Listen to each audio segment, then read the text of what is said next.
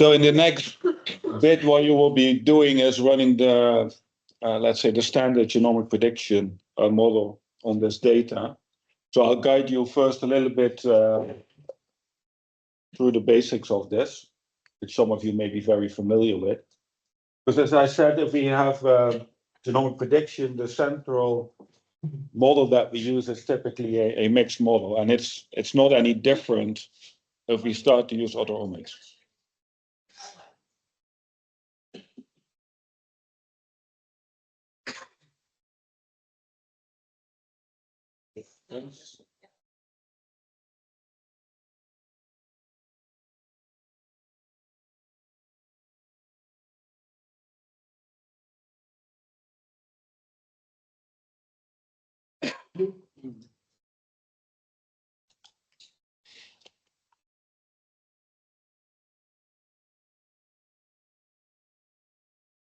So, for some of you, this may be a little bit of a recap. For others, this may be new.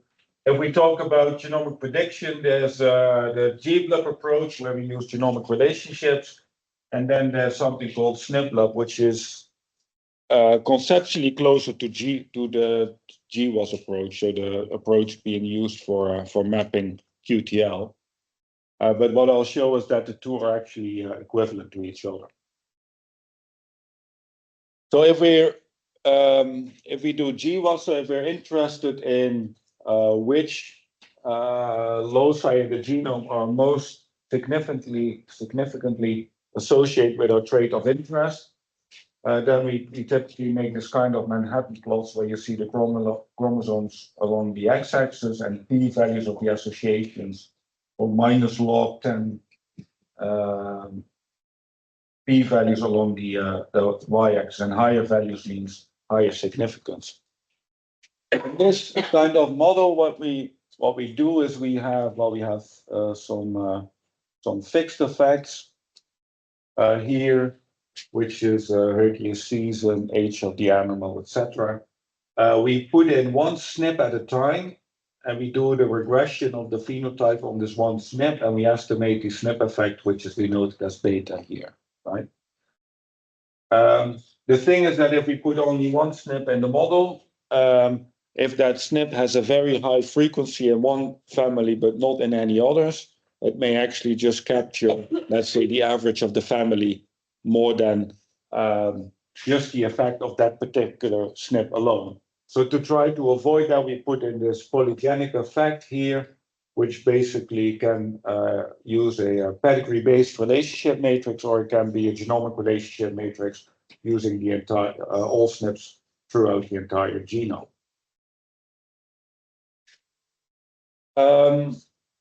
With SNPLUP, what we do then, we also do regression on SNP genotypes, but we do it not on one, but on all the SNPs simultaneously. And then we get consequently also SNP effects for all the SNPs in one go. And we can use those estimated SNP effects to compute genomic breeding values for, let's say, young individuals. So we fit all the SNPs simultaneously in SNPLUP. Then we assume the phenotype of the individual is the sum of fixed effects, any confounding factors. The random effect, so that's the summed effects of the alleles at each of n SNP loci throughout the genome. And finally, we have some residual. So in an equation where we just had for the GWAS, we had a small x, so typically we use small letters to denote vectors and capital letters to denote matrices. Here we have that y, so the vector of phenotypes is equal to x, which is the vector of genotypes. So this is the number of individuals as rows, and number of SNPs are columns, times a vector b, which stores the effects of all the SNPs. Oh no, sorry. The effects of this one, this is the fixed effects, but we could use that notation as well. So here what we do is we sum overall SNPs, and we multiply the genotypes of each SNP with a effect of that particular SNP. And our task is to estimate all these effects simultaneously. Now, in GWAS, we do a fixed regression because we do a regression on one genotype only, so it's perfectly possible. But if we do SNP and we do the regression on all SNPs simultaneously, depending on the number of individuals we have, a fixed regression is simply not possible, especially if the number of individuals is considerably smaller than the number of SNPs. So then the SNP effects are modeled as random effects, and that also makes it equivalent to the GBLUP approach.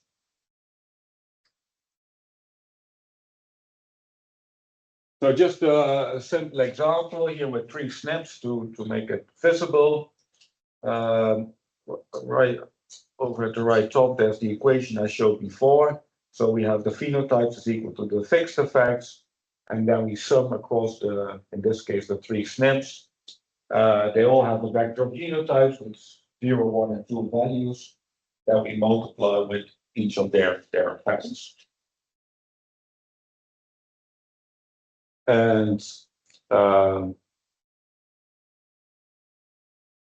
so we can write this rather than with the summation sign, we can write it as conveniently as a matrix vector multiplication as well.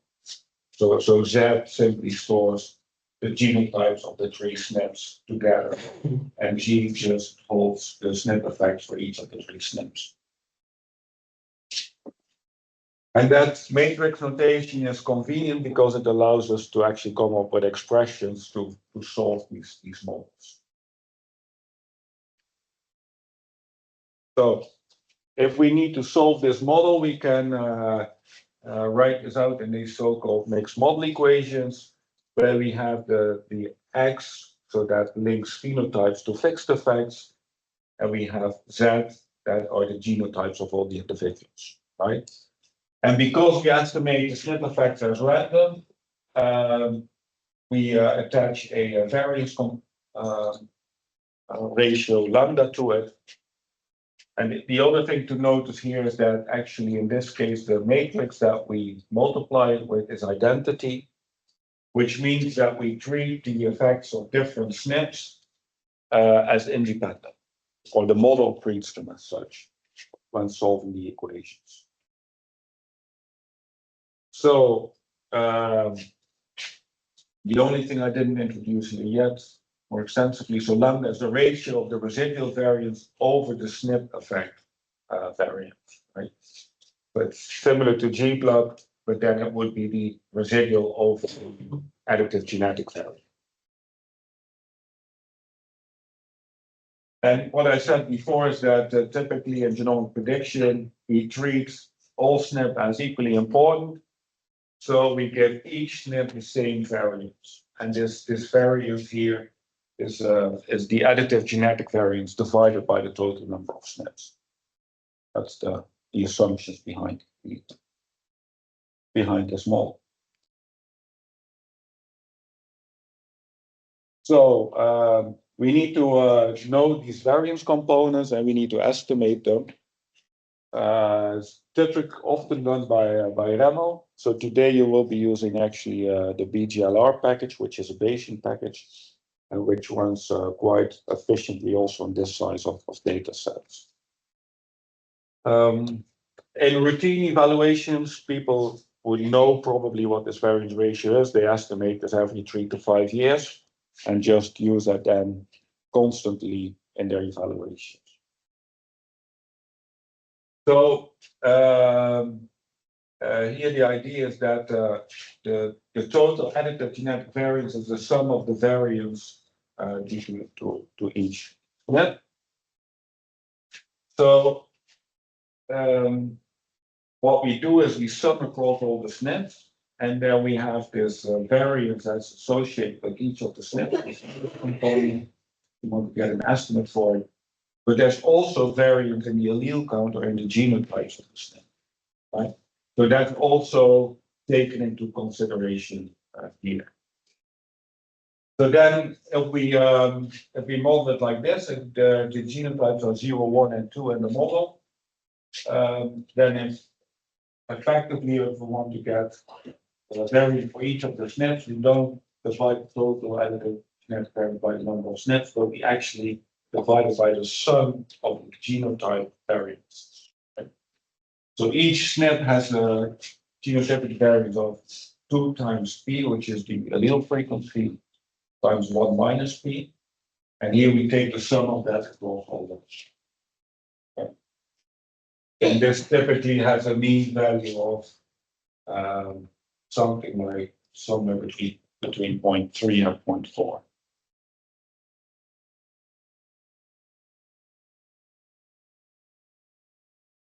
Okay, good. So then if we go back to the example, we can simply get our solutions with the equation set up before by multiplying all these different matrices with each other. And then we need to invert this matrix here. And we can do that and get the outcome. But in large analysis, getting the inverse of this is too computationally too difficult or too expensive. So we typically use iterative ways, like the Gibbs sampler or RAML, which is implemented in different packages.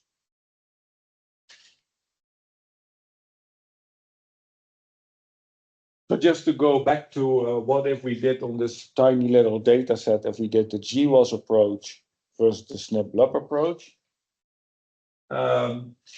So we actually did both, and we got estimates for the 3 SNPs using the single SNP regression in GWAS versus the SNP-LUP. Random regression, if you like. On the x-axis, we see the estimate due to the single SNP regression, and on the y-axis, the SNP-LUP solution for the same SNP. So what do you see if you look at this? What do you observe?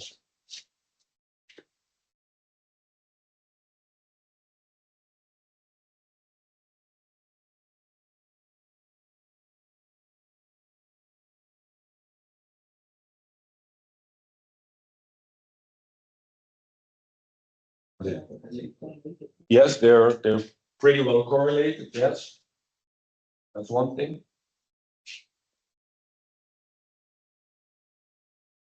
What do you notice if you look at the scale of the effects?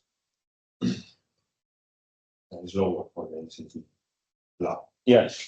Yeah. So the scale here on the x-axis goes from -10 to 2.5, and on the y-axis 12.5 units, right? And here it goes from -3 to 1. So that's only 4 units for the SNP-LUP.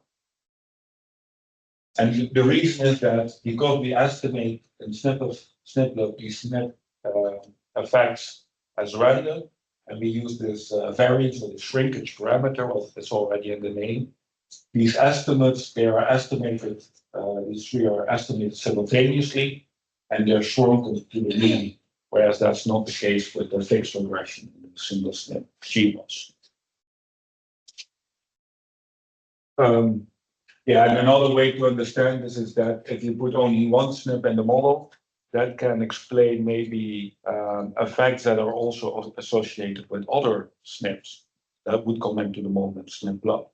But if it's only this one SNP in the model, in terms of its estimated effect, it does not have to compete with the other ones. But with SNP-LUP, it has to compete, and we have to, or the model has to divide, this part goes to this SNP and that goes to the other one. So all estimates effectively become closer to 0.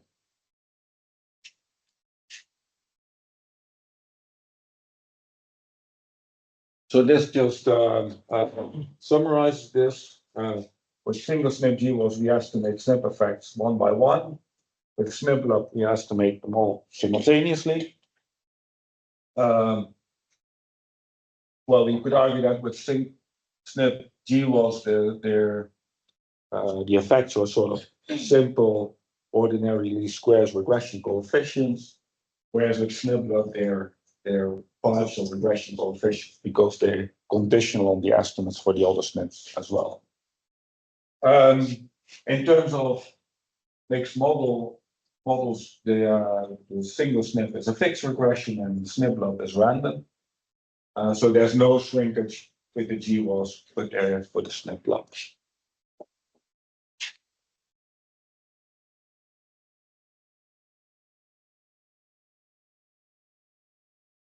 So the downside of the GWAS approach is that because not all effects are estimated simultaneously, and because one effect is not sort of conditioned on the other one, we cannot add them up to get breeding values. And that's with SNP we can. So that's the nice feature there. So if we run our SNP and we get our vector of estimated SNP effects, then for a single young individual, we just need to get the phenotypes, and we multiply the two to directly get the breeding. So that's very convenient. And this can be done very quickly. Maybe we flip over this. And we move to GBlob. So this is an alternative way, and it's been up to a point, I guess, more popular than SNP. It also computes genomic estimated breeding values, and in principle is fully equivalent to SNP. So what we do here is we start with our ordinary pedigree-based blood model, which has the following so it has the following equation here. It equates phenotypes to fixed effects and breeding values. And we can, to solve this, we can define these mixed model equations here, right? So where we saw in the SNP that the effects of SNPs are considered to be independent, here with pedigree-based blood, they're not independent, but the dependence comes through the relationships between the individuals. And they are stored in the matrix A, but we need to take the inverse to fit in this framework. So now, this is something that people were very familiar with before they started to work with genotype information. And that made this model quite convenient, because the only thing that needed to be changed to go from, let's say, pedigree blood to GBlob was to replace the A matrix here by a so-called genomic relationship matrix, G, here in this model. So what we then need to do is we need to compute this genomic relationship matrix G and then invert it. And inversion can be a little bit of a problem, as you will actually also see in the exercise later on. But for the rest, everything else is the same. The other thing is that this matrix A inverse can be very sparse, so it has many, depending on how you set it up, it can have many zeros in there, which means that you can program this in a way that solving is very efficient, whereas the G inverse is typically dense, it's full of non-zero elements, so you can't use any of those tricks there. So how do we compute this G matrix? Basically, what we use genotypes of individuals. So this is of the individual I. We have a genotype for locus L. From that, we subtract the mean genotype, which is 2 times the allele frequency. And we multiply this with the genotype of another individual, also after subtracting the mean there. And then we do this and sum this across all loci. And this gives a cross product between the genotypes of 2 individuals. That is the basis for this genomic relationship matrix. So effectively, if you think about the mixed model equation, there's a term in there which we can see as G times the additive genetic variance. So this is the matrix, the genomic relationship matrix G. And this is, in terms of the mixed model equations, this product is a covariance matrix, right? So to be able to let's say, get this variance on a scale that we are used to with pedigree blood, we need to make sure that our G matrix is standardized in the same way as our A matrix would be. So the way that that is done is that we compute all these cross products between all the individuals, and then we get for each element in G, we get a solution, and we need to divide all of those things by the sum of the genotype variances across all the SNPs. So you may recognize this term from the SNP blood model as well, because there it appears to divide the additive genetic variance across all the SNPs. So ultimately, what we get, we can compute the additive genetic relationship matrix G as a cross product of the centered genotype matrices divided by the sum of the genotypic variances. And this way of computing it has become known in the literature as Van Reden method 1, because Paul Van Reden published a paper in 2008 where there was 3 methods, and the first one he described was doing exactly this.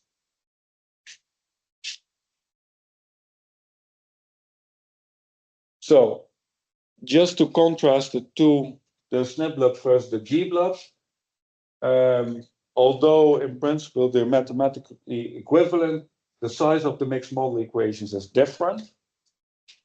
So the size is actually for SNP blood, it's proportional to the number of SNPs squared, right? Because there's a matrix Z prime Z that appears, which is number of SNP by number of SNPs, whereas G blood is proportional to the number of individual squares, and that's because of the dimensions of this G matrix, which is Z prime. Whereas here we have the matrix, which is Z prime Z. So, which one are you going to use when? Well, it depends on if your data set is small, it doesn't matter, everything is going to work fine. If your data set is bigger, SNP blood is probably more efficient if the number of individuals that you have is large, and in particular if it gets much larger than the number of SNPs that you have. But then there's different decompositions that people have come up with of the G matrix that can make the number of computations and the runtime very equivalent between both models. So, so this is just contrasting the two mixed model equations again. As I said, for SNP blood we have Z prime Z, and for G blood we have G, which is Z prime.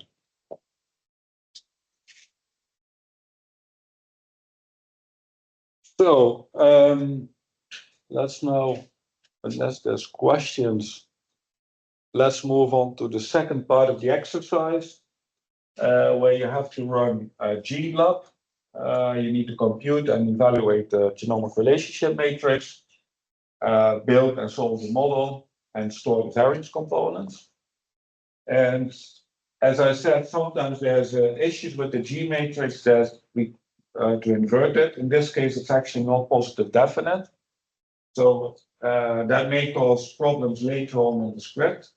So to avoid that, after it's computed, please add after line 182, just add this additional line. So what this does is that it will actually, on the diagonal elements of G, it will add a small positive value, 0.01, and that will actually make it positive definite and should solve problems later on. But if you can add this line in the code, then we should be fine further on as well.